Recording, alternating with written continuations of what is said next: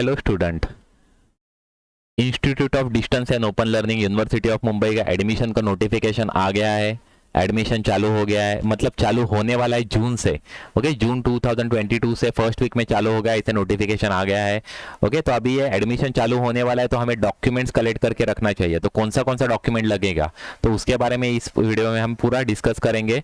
Okay, पूरा video देखिए तो आपको पूरा जो डॉक्यूमेंट्स जो लगते हैं वो पूरे आपको मालूम गिर जाएंगे और आप डॉक्यूमेंट कलेक्ट करके रख देंगे। ओके, चैनल को सब्सक्राइब कीजिए, लाइक कीजिए, वीडियो को शेयर कीजिए। ओके, आप कभी चैनल को कभी सब्सक्राइब करेंगे और बेल आइकॉन को कभी आप क्लिक करोगे, नोटिफिकेशन पे आप कभी ऑल नोटिफिकेशन कर दोगे, तो आपको जो आइडल के जो अदर जो नोटिफिकेशन आएंगे तो मैं आपको इंटीमेट करते रहूँगा। ओके, तो इसकी वजह से चैनल को सब्सक्राइब कर दीजिए। ओके, अभी देखते हैं डॉक्यूमेंट्स कौन से लगेंगे, वो हम पहले देखते हैं कि डॉक्यूमेंट्स कौन से रिक्वायर्ड है। ओके, तो उसके लिए देखिए, ये मैं अभी बता रहा हूँ, ये बीकॉम के लिए ये है, लेकिन ये बीकॉम, बीए, बीएससी सबके लिए एप्लीकेबल डॉक्यूमेंट्स है।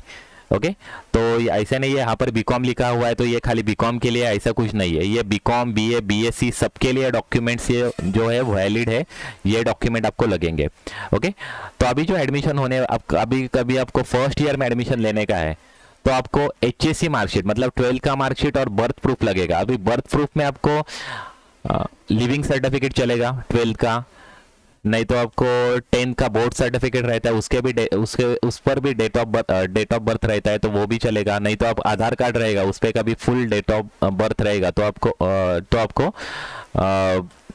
वो डॉक्यूमेंट भी चलेगा, मतलब आधार कार्ड भी चलेगा। तो ये दो प्रूफ लगता है, HSC marksheet and birth proof, ये दो ही लगेगा आपको एफवाई में एडमिशन लेने के लिए। उसके बाद में आपको फोटो लगता है, आपका कलर फोटो लगता है। उसके बाद में आपका सिग्नेचर लगता है, एक्चुअली वहाँ पर स्कैन करके वो अपलोड करना पड़ता है, क्योंकि ये जो एडमिशन है वो ऑनलाइन एडमिशन है। आपको ऑनलाइन फॉर्म पहले फिलअप करना पड़ता है और ऑनलाइन आपको पेमेंट करना पड़ता है। ओके, तो इसकी वजह से आपको ये दो डॉक्यूमेंट है। लेकिन ये मैं खाली जो बोल रहा हूँ ये ओपन कैटेगरी के स्टूडेंट है उनके लिए बोल रहा हूँ। रिजर्व कैटेगरी के लिए जो स्कॉलरशिप से एडमिशन लेना चाहते हैं उसके लिए अलग से एडिशनल डॉक्यूमेंट है, उनके बारे में मैं वीडियो में बाद में बताने वाला हूँ। तो आप देखते रहिए, आप पूरा वीडियो देखिए तो आपको पता चलेगा कौन से डॉक्यूमेंट रिजर्व कैटेगरी के लिए भी लगेंगे, वो एडिशनल डॉक्यूमेंट है। ये तो कंपलसरी है, ये तो ओपन कैटेगरी के स्टूडेंट के लिए दो डॉक्यूमेंट्स इनफ है। ओके, लेकिन रिजर्व कैटेगरी के जो स्टूडेंट है वो स्कॉलरशिप से फॉर्म भरना चाहते हैं, जिसको कम फी पे करने का है, जो कास्ट में आते हैं, मतलब एससी, एसटी, ओबीसी, वीजेएनटी, एसबीसी, ये कैटेगरी में वो है और उनके पास कास्ट सर्टिफिकेट है, इनकम सर्टिफिकेट है, उनके लिए अलग से एडिशनल डॉक्यूमेंट लगते हैं। उसके बारे में हम बाद में डिस्कस करेंगे। ओके, ये first year BA, BCom, BSc के लिए दो डॉक्यूमेंट रिक्वायर्ड है। उसके बाद में फोटो लगेगा, आपका सिग्नेचर लगेगा। ओके, इसके बाद में सेकेंड ईयर में कभी आपको एडमिशन लेने का है, एसवाई, बीए, बीकॉम, बीएससी तीनों के लिए, बीए, बीकॉम, बीएससी या नहीं तो बैफ में भी। ओके, तो आपको कौन से डॉक्यूमेंट लगेंगे, तो आपको एफवाई का जो मार्कशीट रहेगा वो लगेगा। ओके, फर्स्ट ईयर में जो आपने एडमिशन लिया था उसका जो मार्कशीट है वो लगेगा। और आपने कभी फर्स्ट ईयर में कभी पास होने के लिए 2 या 3 अटेम्प्ट लिए तो वो सभी मार्कशीट लगेंगे, मतलब उसमें से फर्स्ट अटेम्प्ट वाला मार्कशीट लगता है और लास्ट अटेम्प्ट वाला मार्कशीट लगता है, वो स्कैन करके आपको अपलोड करना पड़ता है। ओके, उसके बाद में आपको प्रीवियस ईयर का जो आइडेंटिटी कार्ड रहता है ना, तो एडमिशन फॉर्म रहता है वो लगेगा, मतलब आईडी कार्ड रहता है वो रहेगा तो भी चलेगा, लेकिन आपके पास आईडी कार्ड नहीं है तो एडमिशन फॉर्म भी चलेगा। ओके, मतलब एडमिशन फॉर्म का जो फर्स्ट पेज रहेगा वो भी चलेगा। ओके, और आपका कभी नेम चेंज रहेगा, अभी नेम चेंज रहेगा तो ये सभी अभी कोर्सेज का जितना भी डॉक्यूमेंट्स बताऊंगा ना, तो सभी कोर्सेज के लिए नेम चेंज रहेगा तो आपको मैरिज सर्टिफिकेट लगेगा, मतलब आपके जो नेम चेंज हुआ है वो ड्यू टू मैरिज हुआ है, मैरिज के वजह से आपका कभी नेम चेंज हुआ है तो आपको मैरिज सर्टिफिकेट लगेगा। और एनी अदर रीजन से आपने कभी नेम चेंज किया है तो उसके लिए गैजेट रहता है गवर्नमेंट ऑफ इंडिया का, वो गैजेट में आपने नेम चेंज करने मतलब नेम चेंज किया रहेगा, उसका नोटिफिकेशन रहेगा तो वो आपको गैजेट अपलोड करना पड़ेगा। ओके, तो ये कभी आपका नेम चेंज रहेगा तो आपको ये compulsory marriage certificate otherwise gadget certificate रहेगा, वो आपको अपलोड करना पड़ेगा। और समझो आपने कभी आपको एसवाई में एडमिशन लेने का है और अपने एफवाई जो है फर्स्ट ईयर है, बीए, बीकॉम, बीएससी, वो अपने कॉलेज से किया हुआ है, रेगुलर कॉलेज से किया हुआ है, और आपको एसवाई जो है आइडॉल से करने का है, तो आपको जो एफवाई का जो मार्कशीट रहेगा वो रेगुलर कॉलेज का रहेगा। ओके, तो जो मार्कशीट रहेगा वो रेगुलर कॉलेज का मार्कशीट तो लगेगा ही, उसके साथ में आपको नो ऑब्जेक्शन सर्टिफिकेट लगेगा। जो आपका लास्ट अटेंडेड जो कॉलेज है ना, उससे आपको नो ऑब्जेक्शन सर्टिफिकेट लेना पड़ेगा। ओके और ये नो ऑब्जेक्शन सर्टिफिकेट आप लोग को अपलोड करना पड़ता है, तो कंपलसरी एडमिशन के टाइम पे आपको ये नो ऑब्जेक्शन सर्टिफिकेट लगेगा। तो आपको लास्ट अटेंडेड कॉलेज में जाकर वहाँ पर एप्लीकेशन करना पड़ता है नो ऑब्जेक्शन सर्टिफिकेट देने के लिए, और वो एप्लीकेशन में आपको मेंशन करना पड़ता है कि मैं अभी नेक्स्ट ईयर में आइडॉल में एडमिशन ले रहा हूँ, तो मुझे नो ऑब्जेक्शन सर्टिफिकेट दे दो। ऐसे आपको एप्लीकेशन करना पड़ता है प्रिंसिपल सर को। वो प्रिंसिपल सर के पास से आपको मतलब आपको वो नो ऑब्जेक्शन सर्टिफिकेट मिल जाएगा। वो नो ऑब्जेक्शन सर्टिफिकेट आपको स्कैन करके अपलोड करना पड़ता है। ये नो ऑब्जेक्शन सर्टिफिकेट है ना, ये हर बार लगेगा। मतलब कभी आप लास्ट ईयर रेगुलर कॉलेज से कर रहे हैं और करंट ईयर आप आइडॉल से करने वाले हैं, तो आपको आइडॉल में आपको ये नो ऑब्जेक्शन सर्टिफिकेट कंपलसरी लगेगा। ओके नेक्स्ट सेम है, मैरिज सर्टिफिकेट के बारे में आपको पहले ही बता दिया है। और दूसरा बात, अपने अदर कॉलेज से एडमिशन लास्ट ईयर में था और करंट ईयर में आप आइडॉल में लेने वाले हो, तो आपको ये जो एडमिशन होने के बाद, एडमिशन के टाइम पे आपको नो ऑब्जेक्शन सर्टिफिकेट लगेगा, एनओसी लगेगा। और एडमिशन होने के बाद आपको एक एडमिशन के साथ जो डॉक्यूमेंट निकलते हैं उसमें application for transfer certificate form रहेगा। उसमें वो जो फॉर्म रहता है वो लास्ट अटेंडेड कॉलेज में आपको जाकर सबमिट करने का है। वो लास्ट अटेंडेड जो कॉलेज रहेगा, जिस कॉलेज में आपने FY नहीं तो SY किया है और आप TY में एडमिशन आइडॉल में लेने वाले हैं, तो FY और SY का जो लास्ट अटेंडेड जो कॉलेज रहेगा, वो लास्ट अटेंडेड कॉलेज में आपको ये ट्रांसफर सर्टिफिकेट का जो फॉर्म जनरेट होगा वो आपको जाकर सबमिट करना पड़ता है। तो वो लास्ट अटेंडेड जो कॉलेज है वो आपका जो TC है, ट्रांसफर सर्टिफिकेट है, वो आइडॉल को सेंड कर देगा। ओके ये कंपलसरी है, आपने कभी ये किया नहीं तो आपको मार्कशीट नहीं मिलेगी। आप कभी यूनिवर्सिटी में जाओगे मार्कशीट लाने के लिए तो वो मना कर देंगे, नहीं तो आपका हॉल टिकट भी जनरेट नहीं होगा। हॉल टिकट देना भी एक्चुअली नहीं जनरेट कर देंगे और आपको बोलेंगे कि पहले आप TC ला कर दो, उसके बाद में आपको हॉल टिकट मिलेगा, नहीं तो आपको उसके बाद में मार्कशीट मिलेगा। तो इसकी वजह से ये कंपलसरी है। एडमिशन करने के बाद आपको एडमिशन के डॉक्यूमेंट्स है वो देख लो, उसमें आपको ये TC फॉर्म रहेगा, वो आपको लास्ट अटेंडेड कॉलेज को जाकर सबमिट करने का है। देखो यहाँ पर लिखा हुआ है, along with the admission form submit the same in previous college for the transfer certificate। Okay transfer certificate के लिए ये जो फॉर्म है वो आपको सबमिट करना पड़ता है। ओके ये सेकंड ईयर के लिए हो गया। अभी थर्ड ईयर के लिए भी सेम, ये ट्रांसफर सर्टिफिकेट और एनओसी का सेम, नेम चेंज का भी सेम वही सिचुएशन रहेगा थर्ड ईयर में भी, और एमकॉम में भी, और पार्ट 1 और पार्ट 2 के लिए भी सेम रहेगा, PG कोर्स के लिए भी सेम सिचुएशन रहेगा। अभी थर्ड ईयर में क्या लगेगा, फर्स्ट और सेकंड ईयर का मार्कशीट, ओके प्रीवियस ईयर का आइडेंटिटी कार्ड और admission form, marriage certificate, gadget form, ये कभी नेम चेंज रहेगा तो ओके कभी आपने अदर कॉलेज से एडमिशन किया, मतलब लास्ट ईयर आपने कभी अदर कॉलेज से किया है तो लास्ट ईयर के जो लास्ट अटेंडेड कॉलेज के जो मार्कशीट है वो लगेंगे, उसका नो ऑब्जेक्शन सर्टिफिकेट लगेगा। ओके उनका जो TC फॉर्म रहता है वो सबमिट करना पड़ेगा लास्ट अटेंडेड कॉलेज में। ये तो सेम है एक्चुअली। ओके ये हमने देखा FY BA BCom BSc, SY BA BCom BSc और TY BA BCom BSc का हमने देखा। उसके बाद में देखे PG कोर्सेज के लिए, मतलब MA MCom के लिए कौन से डॉक्यूमेंट लगेंगे वो देखेंगे। ओके कभी आपको MCom MA फर्स्ट ईयर को एडमिशन लेने का है, फर्स्ट पार्ट 1 नहीं तो फर्स्ट ईयर बोलते हैं उसको, तो हमें TY का मार्कशीट लगेगा। ओके उसके बाद में प्रीवियस ईयर का आपका ID कार्ड लगेगा, नहीं तो एडमिशन फॉर्म लगेगा वो लगेगा। कभी आपने आइडॉल से TY किया है तो उसके बाद में आपको मैरिज सर्टिफिकेट, गैजेट नोटिफिकेशन लगेगा, कभी आपका नेम चेंज रहेगा तो। और आपने कभी TY जो है लास्ट ईयर है वो कभी कॉलेज से किया है, एफिलिएटेड कॉलेज से कभी आपने किया है तो आपको TY का मार्कशीट लगेगा एफिलिएटेड कॉलेज का। और उसके बाद में TC फॉर्म, वही सेम सिचुएशन, वही सेम एक्चुअली क्राइटेरिया है यहाँ पर भी।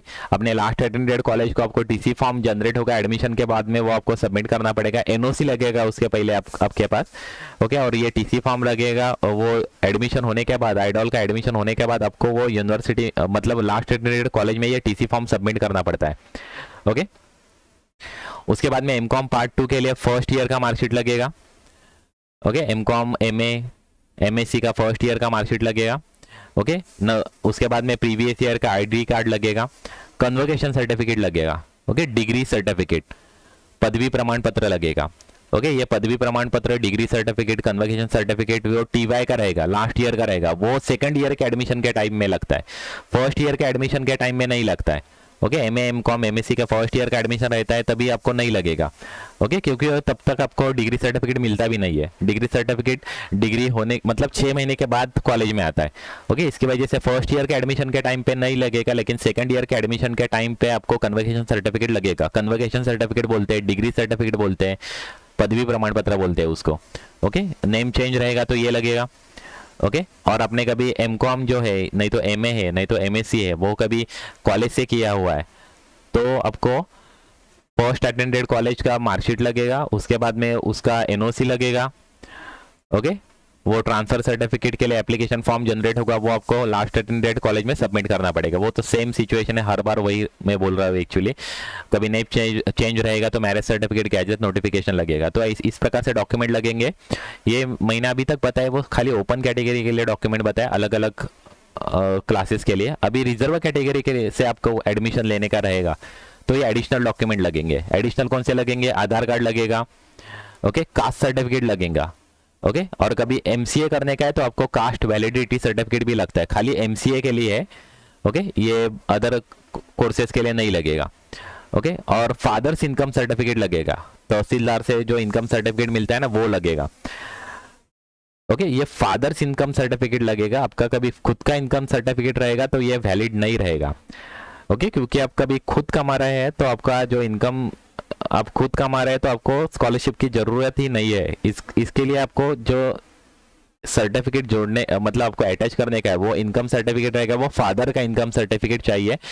आपका खुद का इनकम सर्टिफिकेट वहां पर नहीं चलेगा। और कभी आप मैरिड वुमन हो तो आपके हस्बैंड का जो इनकम सर्टिफिकेट है वो लगेगा।